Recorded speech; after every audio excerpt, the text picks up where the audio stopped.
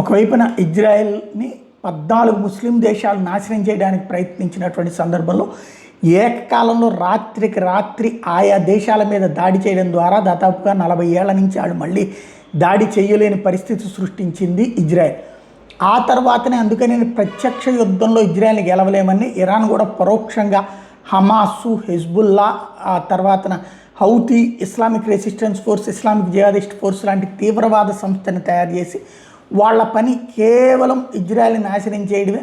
దానికి అనుగుణంగా వాళ్ళకి డబ్బులు ఇవ్వటం, వాళ్ళకి ఆయుధాలు ఇవ్వడం లాంటిది ఇరాన్ చేస్తూ వస్తుంది. అయినా వాళ్ళందరినీ తట్టుకుని వెళ్తున్నటువంటి ఇజ్రాయెల్కి ముస్లింలంటే వ్యతిరేకత లేదు, ముస్లిం దేశాలంటే వ్యతిరేకత లేదు. సౌదీ అరేబియా, దుబాయ్ లాంటి వాళ్ళతో స్నేహం చేస్తున్నట్టుంది. ఇప్పుడు తాజాగా ఇజ్రాయెల్ ఇంపోర్ట్ చేసుకున్నటువంటి ఆయిల్ అత్యధికంగా అజర్బైజాన్ నుంచి అన్నటువంటి విషయం తేలింది. అది కూడా త్రూ టర్కీ ద్వారా 94,000 బ్యారెళ్ళు ఒక రోజుకి.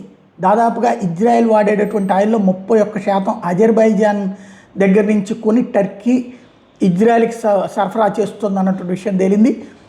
టర్కీ పంపించేటటువంటి ఆయిల్ ఇజ్రాయెల్ మిలిటరీ అవసరాలకు కూడా వాడతారు. గాజాని ధ్వంసం చేయడానికి వాడుతున్నది కూడా అదే ఆయిల్. పాలస్తీనియన్లను ధ్వంసం చేయడానికి వాడేది కూడా అదే.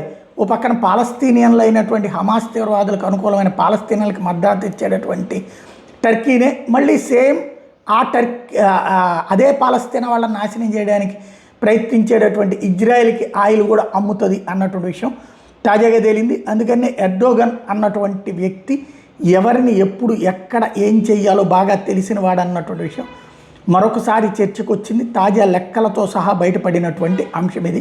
ఇజ్రాయెల్స్ ఇంపోర్ట్స్ అన్నటువంటిది భారీగా పెరిగినాయి త్రూ టర్కీ నుంచి. అది కూడా ఈ కారణంగా అన్నటువంటి విషయాన్ని లెక్క చెప్తున్నటువంటి పరిస్థితి అయితే ఉంది.